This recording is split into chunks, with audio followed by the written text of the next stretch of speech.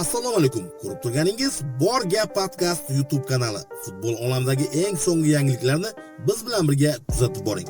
Kanalga obuna bo'ling, like bosing, izohlarda o'z fikringizni qoldiring.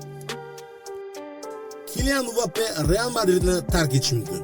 Unga Liverpool klubi jiddiy qiziqish bildirmoqda.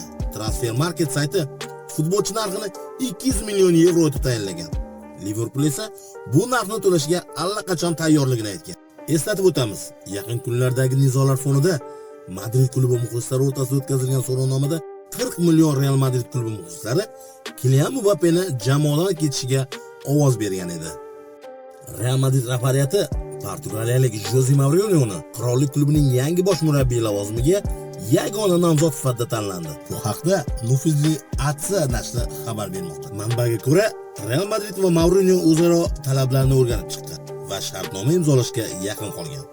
Shartnoma joriy mavsum tugagandan so'ng imzolanishi kutilmoqda. Ayni paytda muzokaralarni shaxsan Jose Mourinho va Real Madrid prezidenti Florentino Perez olib bormoqda. Bu esa Real kabi buyuk jamoalarni boshqarishda tushunmovchiliklarning oldini olish uchun qilinmoqda.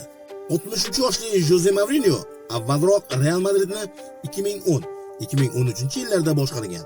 Hozir esa bu mutaxassis Portugaliyaning Benfica klubida o'z faoliyatini olib bormoqda. Sizningcha Mourinho Realga qaytishi qay darajada to'g'ri fikr deb o'ylaysiz? O'z fikr va mulohazalaringizni kommentariyada qoldirishingiz mumkin. Va bizni kuzatib borishda davom eting.